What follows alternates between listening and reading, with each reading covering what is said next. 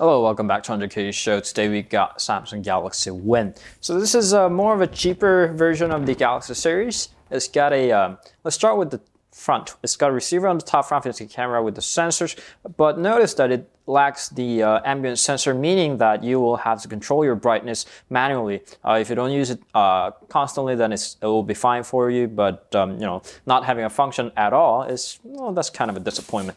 So, below that is a 4.65 inch of a WVGA resolution display. Yes, you heard it right. It's WVGA in year of 2014. Menu, home, and the back key. On the right is a power key with the mobile TV antenna right there. There's a local feature, so the global version of the Galaxy Win wouldn't have that. And the second microphone for noise cancelling and 3.5 millimeters of a headphone jack. On the 5 megapixel autofocus camera right there. LED flash and the carrier logos, Samsung logo. The speaker grill and the micro USB port with this microphone right there. And the battery cover, of course, is detachable, so you can take it off to get an access to this 2000 milliamps of the battery with the micro SD card slot, expandable up to 64 gigabytes. Despite the internal storage of 8 gigabytes, you can still expand it. And the micro SIM card slot right there, so you can swap your SIM card. Alrighty, so let's power it on. It's got a usual Samsung Touchwiz interface, and we're all aware of the Samsung Touchwiz. They have been having this for a while, so I'm not going to go into many of the details because this guy doesn't really have any other noticeable functions than the other Samsung devices have. This is a everyday Touchwiz that we all know, so no biggie, just there's tabs, settings, interfaces, so on, app drawer, we all know that, right?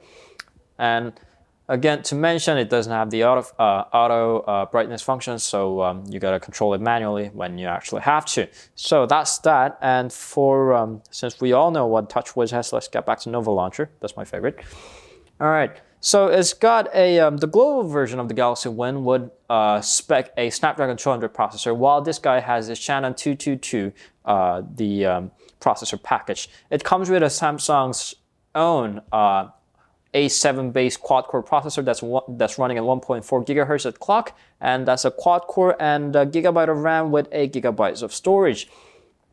All right, so I've been seeing about this Shannon 222, and it's got an A7, so I kind of guessed that the reason why it has WVGA resolution, despite that year 2014 requires a bit more than that. Even that's a lower class smartphone. Most of the phones nowadays have at least HD on board, so I thought that was a way to get an acceptable performance on that low-end A7 processor, and it's Samsung has done its job right, and the performance-wise, it's actually not bad at all. So despite that it's an A7, it's running really fine, and the web browsing and everything, and with its LTE support, it's not totally brand new, not like LTE or wideband or anything, but it's running at an acceptable speed. So there we go. We don't see any problems with the performances, but I do have a problem with the screen resolution. I know that WVGA has been, an awesome resolution in a year, say 2009 to 10. But in a year 2014 with the full HD displays, I'm not expecting like a full HD on a phone that costs less than a half of the Galaxy S4. But you could have put an HD display. I think that could have been possible. And I know it's not bad to expect an HD screen. So that's a little bit of comparison of those of you who would wonder what a WVGA screen on a 4.65 inch would look like. So that's a little comparison with the Galaxy S4 right there. And all right. So aside from the screen resolution, this guy performs pretty well. Along with the camera right there, it's a 5 megapixels, so yeah, that's a bit of a bummer. But cameras having a 20 megapixels and the 13 megapixels don't exactly guarantee you a good photo quality, so don't be disappointed by the 5 megapixel camera. Of course, you'll be able to print in a bigger photo, but photo quality itself is not bad actually. And it's got a LED flash right there. Some of the phones don't even have that. So that's that. And the sound quality coming from the speaker grill isn't actually bad, it's acceptable. The volume's loud, it doesn't hiss or anything. And the 3.5mm headphone jack, listening to music with that is actually okay, it's not bad at all.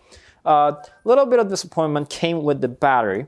2000 milliamps of battery, despite the low resolution and the lower performance CPU, didn't guarantee a very high performance in the battery. It barely lasts about a day, and it kind of had a leak of the battery. I don't know why, because I have all my phones set it up with the same settings and I use it the same way, but it drains battery kind of faster than some of the other phones. All right, so aside from that, if the adequate price for the Galaxy Win supposedly seems like around 140, 160 at maximum. I think considering the Moto G is selling for 179 for its 8GB of version. So if this guy sells around that price, yeah, you could choose this guy. But any higher than the price, as I mentioned, well, I would doubt if I would want a Galaxy Win over a Moto G or any of the cheaper budget Android phones. So as a budget Android phone, it's not bad. It's not like 2009s and the budget Androids were not performing really well and laggy and everything. It's not laggy. It's nothing like that. But there are other better alternatives. So if you would ask me, would you want to choose this guy over many of the budget Androids? Highly doubtful. So that was Galaxy Win, and don't forget to tap on there to subscribe to our channel, and thank you always for watching. Bye.